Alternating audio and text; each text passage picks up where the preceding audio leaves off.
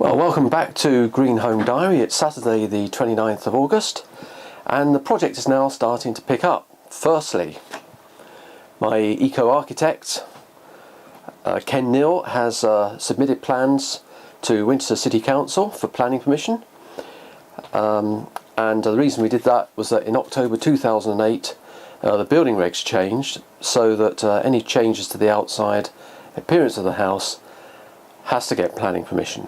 Otherwise, we could have done it within, we just could have gone straight ahead and done it within building regs. The next thing is I've hired a whole bunch of experienced professionals.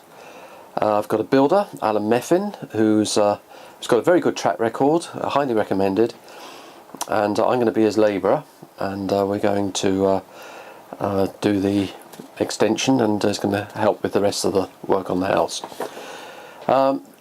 Bit of a roll call here with some other people. I've got, you'll see a common theme through all of this. I've got Rachel Shepherd. She's our local plasterer, and she'd be doing the external rendering and the plastering inside the house.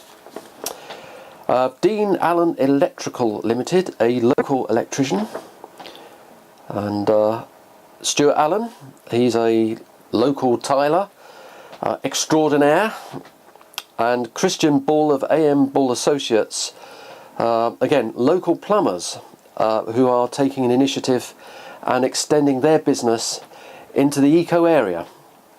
And last but not least, I've got Chris Mikhailovich, who's just finished his degree on permaculture, and he'll also be helping out as a labourer and giving us some advice as we do stuff around the house. So good news on all of that. It's all starting to take off. And on the project management front, I've done a bottoms-up plan, costings basically of all the parts and labour, and in the process of building a detailed project plan. But that's a whole separate discussion. So what are we going to talk about today? Well, we're going to talk about planning permission, and the first thing we're going to do is take a look at the Winchester City Council website. Really good website, it's got all the details on there. I applaud the system. It gives everybody the opportunity to raise their comments, raise their concerns, objections, etc. It's part of our democratic system. Okay, so here's the Winchester City Council website, really easy to use. You got when the application was registered, but 6th of August, in fact, actually it was submitted much earlier than that. It was submitted on the middle of July, but there's a bit of a hold up. You've got the application details here, so you can click on any of these things across here. Application details, proposal, single story re-extension, rendered at ground floor, feather edge boarding. First of all, actually it's not feather edge, it's actually, it's tongue and groove actually, what's going to happen. And solar hot water and PV panels to the roof. Important date, so you can click on that. So you've got the 15th of July when it registered, consultation period exposes on the 21st, and it's all set to go on the 1st of October. And I think that lasts for 3 years. Application details, Mr. Beck, if you wish to make a comment. Agent details, here you are, it's Ken Neal, Bunker Farm, Basingstoke Road, Newbury, Berkshire, his phone number, and the associated documents are on here. It's taking its time there, so we've got all sorts of things here. Notification lists, here are all the plans that you can see, correspondence, and what we got across here, I got on the second plan here, is a correspondence here from John and Wendy Stredwick, and if you look at that you'll find that it's an objection.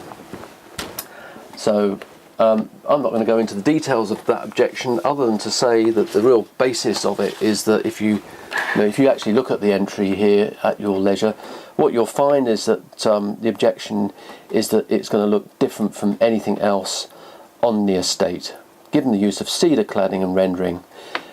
This is considered to be extreme and unusual, and they're perfectly entitled to make their objection. There's no problem with that at all, and I just think that at the end of the day you probably need a bit of a balance. So what I've done is I've actually gone round the village here, and what you'll see as I flick through it, you'll see all sorts of houses that have all sorts of renderings. So that one there has brick rendering, or sorry, tile rendering on the front.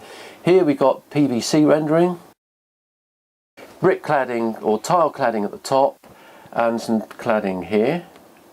Here you've got a bit of tile cladding in the middle.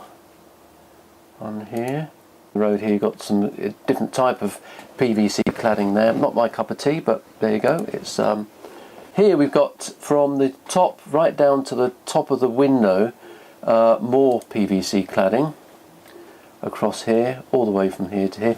And you can see here they've got render up the front of the house. They've still got some brick, but they've got some render on there. Here we got again an extension here that's got tiles on here, all render. That's quite nice. There's some tiles here that tile from here right down to the top of the window, but brick underneath. The trouble is with PVC is that after a time it does get a bit messy. Here we've got feather timber on here. So there's the timber there. I think here that's been painted on the wall there. And this is my favourite. I'll just move it. Now that is what we want ours to look like. We're going to have render at the bottom here, and you can see they've got render on the side of the house here on this piece of the house. But this is cedar, and this is what we want our house to look like. This is where we got our idea from, and this is in the rather exclusive part of the village, Hensting Lane. Where the houses there are really quite expensive, you know, in the order of 800,000, 900,000. And I think this does a really good job on the look and feel of the house. Really nice. Here we got, again in Hensting Lane, a new house is being built, and you can see here these wooden counterbattens are ready to receive either some sort of timber cladding or possibly gauze or laths for rendering. Here we got another one. This is a new part of the estate, just off Main Road. You'll see here that's all wood on there. So there you have it. You can see that there are all sorts of different houses on the estate, different styles, some with rendering, some with tiles, cladding on the front, some with timber on the front, all different types.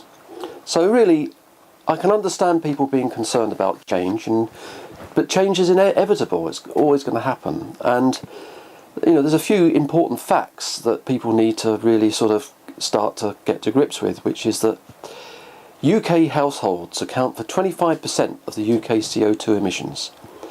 Scarcity of resources is going to push up our energy bills, our energy prices. And therefore, what does it take to reduce energy bills and CO2? Now, I've spent the last 6 months with help with all sorts of different people looking at different alternatives and what have you, and the answer, I think, and I hope I'm right, is that the answer's got to be insulation.